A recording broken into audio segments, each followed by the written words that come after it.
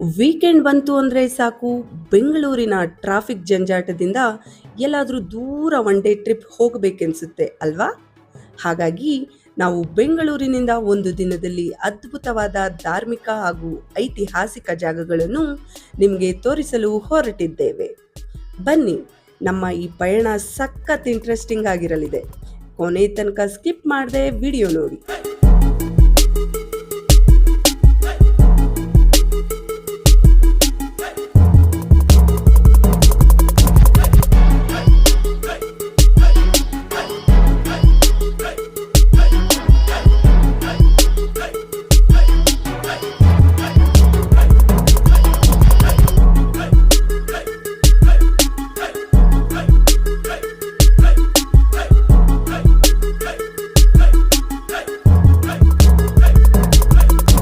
ನಮಸ್ಕಾರ ಸ್ನೇಹಿತರೆ, times to ಸಂಚಾರ ಚಾನಲ್ಗೆ ತಮಗೆಲ್ಲ ಪ್ರೀತಿಯ ಸ್ವಾಗತ. ನಾವು ನಿಮ್ಮ ಪ್ರೀತಿಯ ವಸಂತ ಹಾಗೂ ಸಂತೋಷ್. ಮೊದಲಿಗೆ ನಾವು ಹೊರಟಿದ್ದು ಬೆಂಗಳೂರಿಂದ ಸುಮಾರು 39 ಕಿಲೋಮೀಟರ್ ಹಾಗೂ ಕೆಂಪೇಗೌಡ ಅಂತಾರಾಷ್ಟ್ರೀಯ ವಿಮಾನ ನಿಲ್ದಾಣದಿಂದ ಕೇವಲ 16 ಕಿಲೋಮೀಟರ್ ದೂರದ ದೇವನಹಳ್ಳಿಲಿರುವಂಥ ಪ್ರಶಾಂತ ವಾತಾವರಣದಿಂದ ಕೂಡಿದ ಶ್ರೀ ಸಿದ್ಧಾಚಲ ಸ್ಥೂಲಭದ್ರ ಜೈನ ತೀರ್ಥಧಾಮಕ್ಕೆ.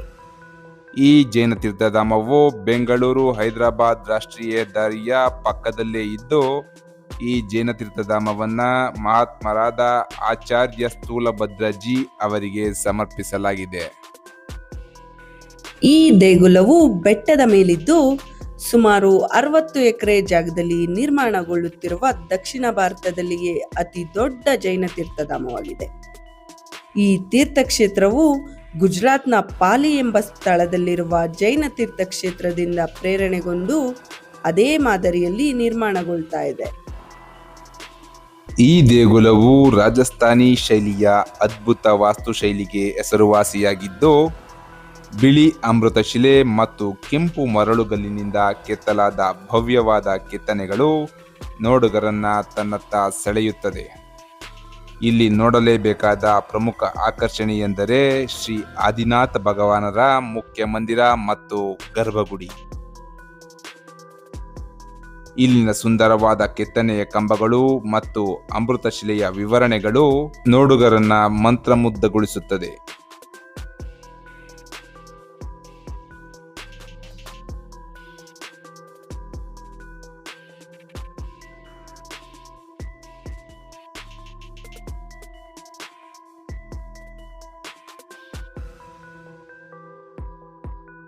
ಗರ್ಭಗುಡಿಯಲ್ಲಿ ಭಗವಾನ್ ಆದಿನಾಥರ ಭವ್ಯ ಮೂರ್ತಿಯನ್ನು ಪ್ರತಿಷ್ಠಾಪಿಸಲಾಗಿದ್ದು, ಸುತ್ತಲೂ ಜೈನ ಪರಂಪರೆಯ ಅನೇಕ ತೀರ್ಥಂಕರರ ಸುಂದರ ಮೂರ್ತಿಗಳನ್ನು ಪ್ರತಿಷ್ಠಾಪಿಸಲಾಗಿದೆ.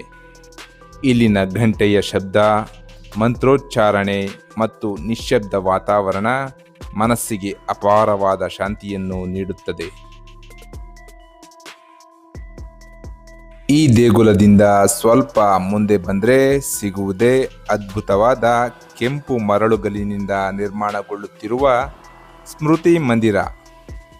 ಜೈನ ಧರ್ಮದ ಮೂಲ ತತ್ವಗಳಾದ ಅಹಿಂಸೆ, ತ್ಯಾಗ, ಸಂಯಮ ಮತ್ತು ಆತ್ಮ ಸಂದೇಶವನ್ನು ಈ ಮಂದಿರವು ಪ್ರತಿಬಿಂಬಿಸುತ್ತದೆ.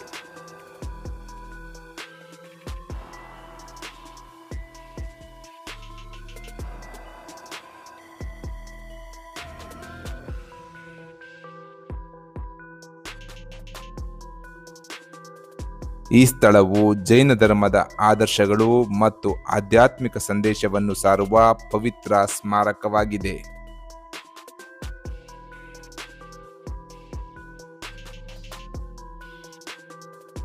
ಇಲ್ಲಿಯೂ ಸಹ ಗರ್ಭಗುಡಿಯಲ್ಲಿ ಭಗವಾನ್ ಆದಿನಾಥರ ಭವ್ಯ ಮೂರ್ತಿಯನ್ನು ಪ್ರತಿಷ್ಠಾಪಿಸಲಾಗಿದ್ದು, ಸುತ್ತಲೂ ಜೈನ ಪರಂಪರೆಯ ಅನೇಕ ತೀರ್ಥಂಕರರ ಸುಂದರ ಮೂರ್ತಿಗಳನ್ನು ಪ್ರತಿಷ್ಠಾಪಿಸಲಾಗಿದೆ.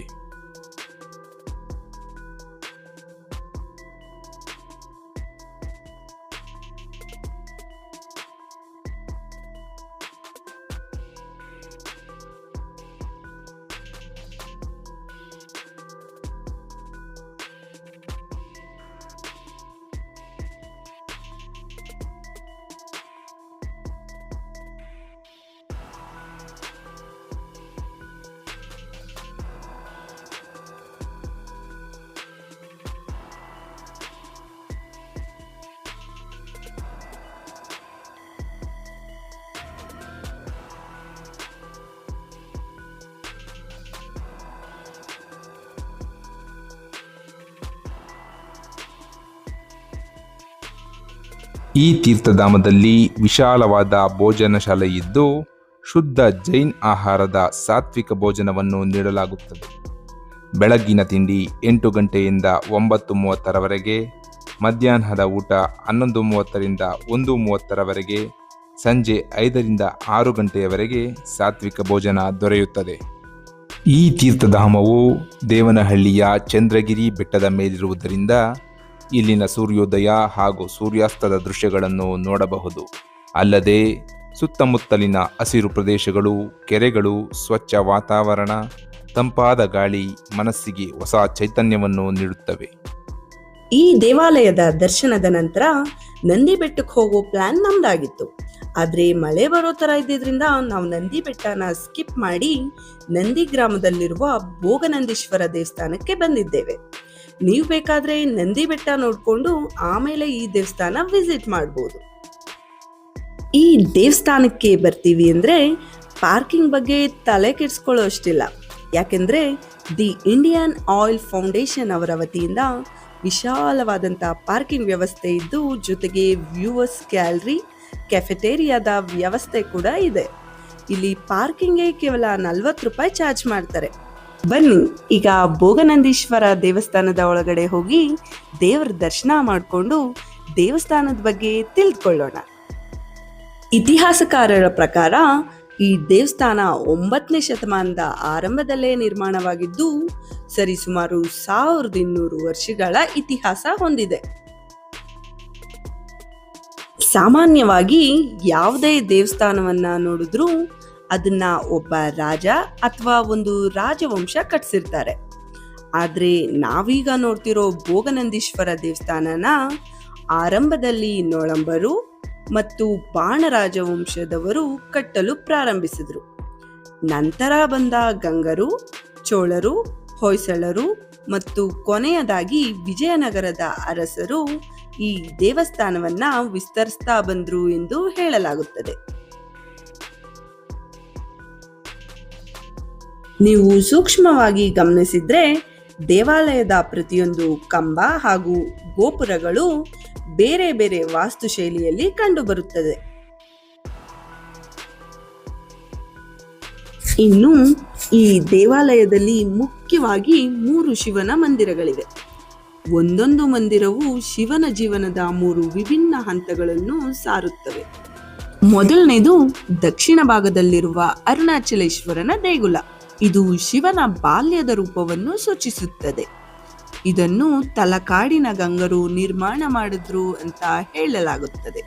ಎರಡನೇದು ಉತ್ತರ ಭಾಗದಲ್ಲಿರೋ ಭೋಗನಂದೀಶ್ವರನ ಮುಖ್ಯ ದೇಗುಲ. ಈ ಶಿವಲಿಂಗವು ಶಿವನ ಯೌವನದ ರೂಪವನ್ನು ಸೂಚಿಸುತ್ತದೆ. ಇದನ್ನು ಚೋಳರ ಕಾಲದಲ್ಲಿ ನಿರ್ಮಾಣ ಮಾಡಿದ್ರು ಎಂದು ಹೇಳಲಾಗುತ್ತದೆ. ಮೂರನೇದಾಗಿ ಈ 2 ದೇವಾಲಯಗಳ ಮಧ್ಯದಲ್ಲಿರುವ ಉಮಾಮಹೇಶ್ವರ ದೇವಾಲಯ. ಇದು ಶಿವ ಮತ್ತೆ ಪಾರ್ವತಿಯ ಗೃಹಸ್ಥಾಶ್ರಮದ ಹಂತವನ್ನು ಸೂಚಿಸುತ್ತದೆ. ಇದನ್ನು ಹೊಯ್ಸಳರು ನಿರ್ಮಿಸಿದ್ರು ಅಂತ ಹೇಳಲಾಗುತ್ತದೆ. ಅರುಣಾಚಲೇಶ್ವರ ಮತ್ತು ಭೋಗನಂದೀಶ್ವರನ ದರ್ಶನದ ನಂತರ ಈ 2 ಗರ್ಭಗುಡಿಗಳ ಮುಂದೆ ಭವ್ಯವಾದ ನಂದಿಯ ಮೂರ್ತಿಗಳನ್ನ ನೀವಿಲ್ಲಿ ಕಾಣಬಹುದು. ಗರ್ಭಗುಡಿಯ ಮುಂದೆ ಇರುವ ಈ ಮಂಟಪವನ್ನ ವಿಜಯನಗರದ ಅರಸರ ಆಳ್ವಿಕೆಯಲ್ಲಿ ನಿರ್ಮಾಣ ಮಾಡಲಾಗಿದ್ದು ಮಹಾಮಂಟಪ ಎಂದು ಕರೆಯಲಾಗುತ್ತದೆ. ಇಲ್ಲಿನ ಪ್ರತಿಯೊಂದು ಕಂಬವೂ ಶಿಲ್ಪಕಲೆಯ ಅದ್ಭುತವಾಗಿದ್ದು, ಸೂಕ್ಷ್ಮವಾಗಿ ಕೆತ್ತಿದ ಕಂಬಗಳು, ದೇವಾನುದೇವತೆಗಳು, ಹೂವಿನ ಬಳ್ಳಿಗಳು, ಪಕ್ಷಿಗಳು, ಪುರಾಣ ಕಥೆಗಳ ಕೆತ್ತನೆಗಳನ್ನು ನೀವಿಲ್ಲಿ ಕಾಣಬಹುದು. ಇದರ ಜೊತೆಗೆ ನೀವು ನೋಡುತ್ತಿರುವ ಕಲ್ಲಿನ ಛತ್ರಿಯನ್ನು ಒಂದೇ ಕಲ್ಲಿನಲ್ಲಿ ಅತ್ಯಂತ ಸೂಕ್ಷ್ಮವಾಗಿ ಕೆತ್ತಲಾಗಿದ್ದು ಆ ಕಾಲದ ಶಿಲ್ಪಿಗಳ ಅಸಾಮಾನ್ಯ ಪ್ರತಿಭೆಗೆ ಸಾಕ್ಷಿಯಾಗಿದೆ.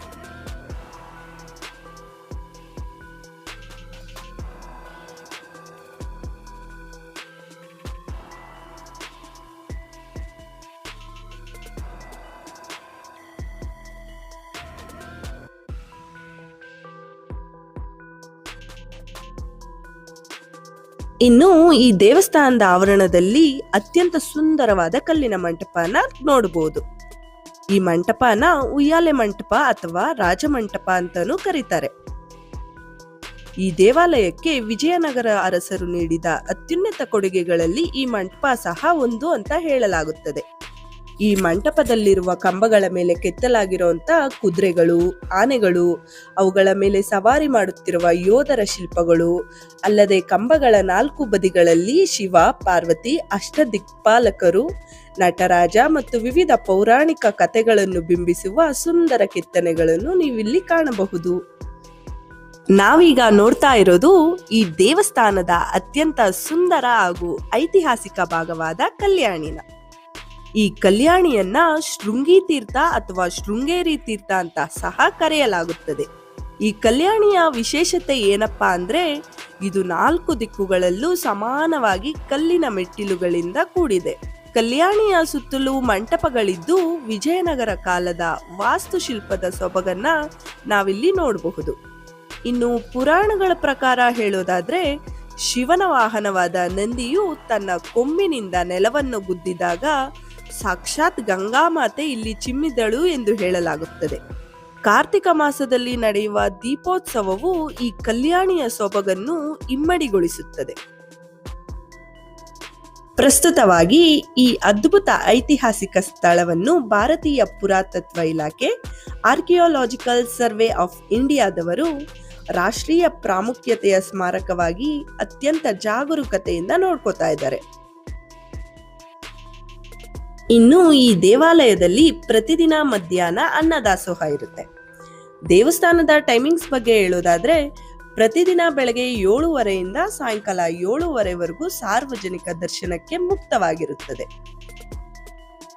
ಒಟ್ಟಾರೆಯಾಗಿ ಹೇಳೋದಾದ್ರೆ 1000 ವರ್ಷಗಳ ಇತಿಹಾಸ, ನಂದಿಯ ಪೌರಾಣಿಕ ಸ್ಪರ್ಶ, ಸುಂದರ ಕಲ್ಯಾಣಿ ಮತ್ತು ವಿಜಯನಗರದ ಅದ್ಭುತ ವಾಸ್ತುಶಿಲ್ಪವನ್ನ ಒಂದೇ ಸ್ಥಳದಲ್ಲಿ ಕಾಣಬೇಕಂದ್ರೆ ಮಿಸ್ ಮಾಡದೆ ಶ್ರೀ ಭೋಗನಂದೀಶ್ವರ ದೇವಾಲಯಕ್ಕೊಮ್ಮೆ ಭೇಟಿ ನೀಡಿ ಅಂತ ಹೇಳ್ತಾ, ಮುಂದಿನ ಭಾಗದಲ್ಲಿ ಕರ್ನಾಟಕದ ಅತ್ಯಂತ ಪ್ರಸಿದ್ಧ ಹಾಗೂ ಅಪಾರ ನಂಬಿಕೆಯ ಕ್ಷೇತ್ರಕ್ಕೆ ಭೇಟಿ ನೀಡಲಿದ್ದೇವೆ. ಆ ಕ್ಷೇತ್ರ ಯಾವುದು? ಅಲ್ಲಿನ ವಿಶೇಷತೆ ಏನು? ಅಲ್ಲಿನ ಪವಾಡಗಳು ಮತ್ತು ದೇವಸ್ಥಾನದ ಸಂಪೂರ್ಣ ಮಾಹಿತಿಯನ್ನ ತಿಳ್ಕೊಳ್ಬೇಕು ಅನ್ನೋದಾದ್ರೆ ದಯವಿಟ್ಟು ನಮ್ಮ ಮುಂದಿನ ವಿಡಿಯೋನ ಮಿಸ್ ಮಾಡದೆ ನೋಡಿ. ಅಲ್ಲಿಯವರೆಗೂ ಧನ್ಯವಾದಗಳು.